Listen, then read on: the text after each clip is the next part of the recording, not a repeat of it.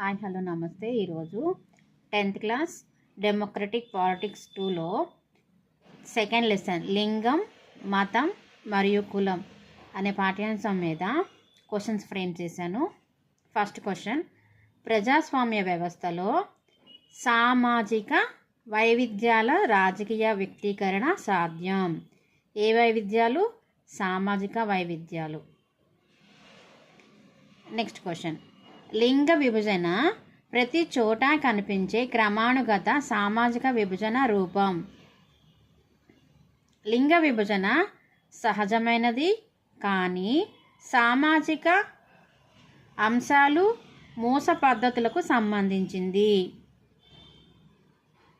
ఇంటి పని, పిల్లల పెంపకం మహిళల ప్రధాన బాధ్యత అని, ఇది లింగ ఆధారిత శ్రమ విభజన అని విభజిస్తారు. పురుషులు బయట పని చేయడానికి లేదా సంపాదన చేస్తారు, కానీ మహిళలు చేసే పనికి విలువ కట్టడం లేదు, వారికి గుర్తింపు ఇవ్వడం లేదు. నెక్స్ట్ క్వశ్చన్, స్త్రీవాదము. స్త్రీ పురుషులకు సమాన హక్కులు, అవకాశాలు ఉండాలని నమ్మే మహిళ లేదా పురుషుడు నమ్మే సిద్ధాంతాన్ని స్త్రీవాదం అంటారు. నెక్స్ట్ క్వశ్చన్, ప్రపంచంలోని ఏ దేశాలలో మహిళా భాగస్వామ్యం చాలా ఎక్కువగా ఉంది? ఏ దేశాలలో అంటే స్కాండినేవియన్ దేశాలైన స్వీడన్, నార్వే, ఫిన్లాండ్. మన దేశం పితృస్వామిక అంటే పురుషాధిక్య సమాజం. అంటే మనం తండ్రి నిర్వహణలో ఉంటామన్నమాట. తండ్రి చెప్పినదే పాటిస్తాము. తండ్రి మాత్రమే ఇంటికి పెద్దలాగా మనం గౌరవించుకుంటాం. అక్షరాస్యత పురుషుల్లో ఎంత ఉందంటే 76% ఉంటే స్త్రీలు 54% మాత్రమే విద్యను పొందుతున్నారు. ఇప్పటికీ కూడా స్త్రీలు విద్య అందిపుచ్చుకోవడంలో వెనుకబడి ఉన్నారు. పాఠశాల ప్రగతిని పరిశీలిస్తే బాలుర కన్నా బాలికలే ఆధిక్యంలో ఉన్నారు. మామూలుగా మనకి 10th కానీ ఇంటర్ కానీ ఏ కాంపిటేటివ్ ఎగ్జామ్స్లో రిజల్ట్ అనౌన్స్ చేసిన తర్వాత హైయెస్ట్ పొజిషన్లో ఎవరున్నారు? బాలికలే పాస్అవుట్లో ఎక్కువ ఉంటారనమాట. సగటున ఒక మహిళ పురుషుని కంటే రోజుకు 1 గంట అధికంగా పనిచేస్తుంది.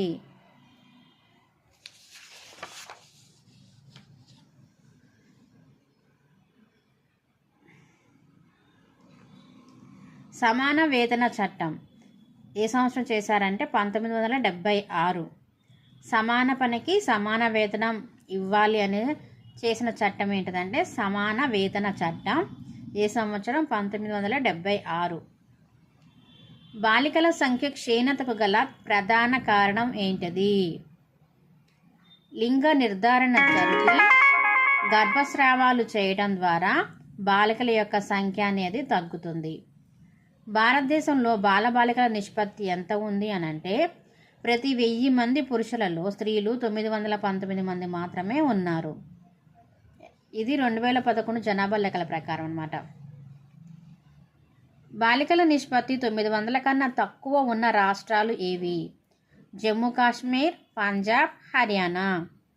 బాలికల నిష్పత్తి 950 కన్నా ఎక్కువ ఉన్న రాష్ట్రాలు ఏవి? కేరళ, ఛత్తీస్గఢ్, వెస్ట్ బెంగాల్, అస్సాం, మేఘాలయ. కేరళలో అక్షరాస్యత శాతం కూడా ఎక్కువే అనమాట, వేరే స్టేట్స్తో కంపారిజన్ చేస్తే. భారతదేశంలోని చట్టసభలలో మహిళల నిష్పత్తి చాలా తక్కువగా ఉంది. అది ఎంత అంటే 36 మంది పురుషులకి 14 మంది స్త్రీలు మాత్రమే ఉన్నారు 2019 లెక్కల ప్రకారం. రాష్ట్ర శాసనసభలో 5% కంటే తక్కువ ఉన్నారు స్త్రీలు. ప్రపంచంలో వివిధ ప్రాంతాలలో జాతీయ పార్లమెంట్ సూచికలో భారతదేశ మహిళల శాతం ఎంత అంటే 11.8% మాత్రమే ఉన్నారు. వరల్డ్ వైడ్గా చూసుకుంటే జాతీయ పార్లమెంట్ సూచిక ప్రకారం భారత మహిళలు ఎంతమంది ఉన్నారంటే 11.8%. Next question, Africa, Latin America అభివృద్ధి చెందుతున్న దేశాల సగటు కంటే భారతదేశం వెనకబడి ఉంది.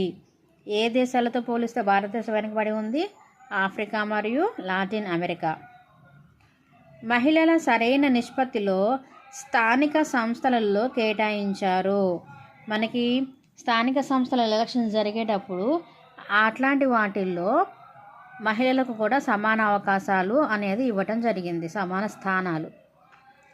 గ్రామీణ పట్టణ స్థానిక సంస్థలలో ప్రస్తుతం 10 లక్షలకు పైగా ఎన్నికైన మహిళా ప్రజాప్రతినిధులు ఉన్నారు. గ్రామీణ పట్టణ స్థానిక సంస్థలలో అంటే గ్రామ స్థాయిలో వార్డు మెంబర్స్ కానీ, పట్టణాలలో కౌన్సిలర్స్ కావచ్చు, మేయర్లు కావచ్చు, అట్లా ఎంతమంది ఉన్నారంట? 10 లక్షల మంది ఉన్నారంట ప్రజాప్రతినిధులు. 1/3 సీట్లు లోక్సభ, రాష్ట్ర అసెంబ్లీలో మహిళలకు కేటాయించారు. ఎన్ని సీట్లు? 1/3.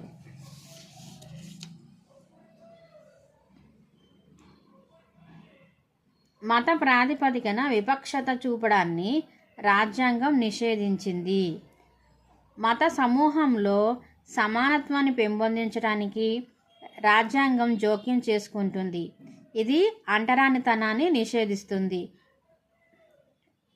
మతం పట్ల ఎవరైనా విచక్షణ చూపిస్తే రాజ్యాంగం వ్యతిరేకిస్తుంది, అంటరానితనాన్ని కూడా నిషేధించింది. మత భావన దేశ పునాదులలో ఒకటి. కుల అసమానతలు. భారతదేశానికి కుల విభజన ప్రత్యేకమైనది. ఇప్పుడు మనకి తెలంగాణ గవర్నమెంట్లో కూడా బీసీ వాళ్ళు ఎక్కువ మంది ఉన్నారు, బీసీ సర్వే చేయాలి అని అనుకుంటున్నారు కదా. చాలా సమాజాలలో వృత్తులను తరం నుండి మరొక తరానికి అందజేస్తున్నారు. ఒకే కులానికి చెందిన వారంతా ఒకే వృత్తి చేపట్టి అదే కులానికి చెందిన వారిని వివాహ సంబంధాలను జరుపుకుంటున్నారు. Next question.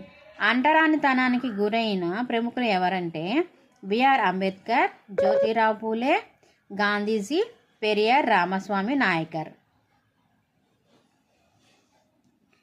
కులం విచ్ఛిన్నం కావడానికి గల కారణాలేంటి? ఆర్థిక అభివృద్ధి, పట్టణీకరణ, విద్య, అక్షరాస్యత, వృత్తిపరమైన గమనశీలత, కుల క్రమానుగత శ్రేణికి చెందిన ప్రాచీన భావనలు. వీటి కారణంగా కుల విచ్ఛిన్నం అనేది జరిగింది.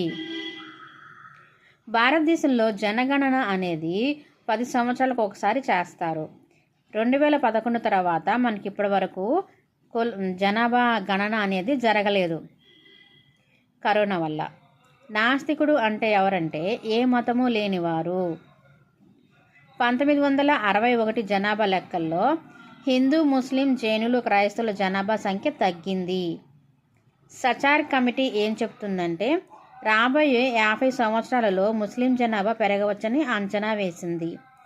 ఆదివాసీలు అనగా ఎవరంటే కొండలలో, అడవులలో ఏకాంతంగా జీవించేవారు. 2011 జనాభా లెక్కల ప్రకారం ఎస్సీలు 16.6% ఉన్నారు, ఎస్టీలు 8.6% ఉన్నారు. 2004-05 ప్రకారం బీసీలు 41% మంది ఉన్నారు.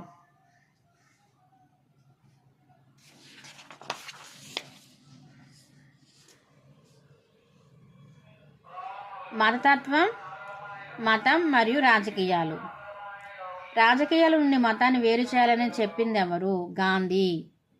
గాంధీ అభిప్రాయంలో మతం అంటే హిందూ మతం లేదా ఇస్లాం లాంటి ఏదో ఒక ప్రత్యేక మతం కాదని, అన్ని మతాలు తెలియజేసే నైతిక విలువలనే అర్థము. ఏ మతంలోనైనా సరే నైతిక విలువలను తెలుసుకోవటమే అని. మానవ హక్కుల సంఘాలు ఏమని వాదించాయి? మతపరమైన ఘర్షణలలో అల్పసంఖ్యాక ప్రజలే బలయ్యారని చెప్పింది. కుటుంబ చట్టాలు అంటే ఏంటి? వివాహం, విడాకులు, దత్తత, వారసత్వం మొదలైన కుటుంబ సంబంధిత చట్టాలనే కుటుంబ చట్టాలు అంటారు.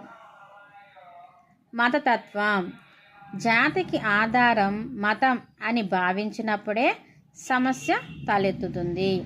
ఒక మతాన్ని దాని అనుయాయులకు, ఇతరులకు పోటీలుగా నిలబడినప్పుడు, మతాన్ని రాజకీయాలలో ప్రత్యేకమైన పక్షపాత ధోరణితో వ్యక్తీకరించినప్పుడు సమస్య తీవ్రతరం అవుతుంది. సామాజిక వర్గానికి మతం ప్రాథమిక ప్రాతిపదిక అనే భావనపై మత రాజకీయాలు ఆధారపడి ఉన్నాయి. నెక్స్ట్ క్వశ్చన్, లౌకిక రాజ్యం అంటే ఏంటి? భారతదేశానికి ఏ ఒక అధికారిక మతం అంటూ ఏదీ లేదు, దాన్ని లౌకిక రాజ్యం అంటారు. కానీ కొన్ని దేశాలలో ఈ విధంగా ఉందన్నమాట. శ్రీలంకలో బౌద్ధ మతం పాటిస్తున్నారు, పాకిస్తాన్లో ఇస్లాం, ఇంగ్లాండ్లో క్రైస్తవం.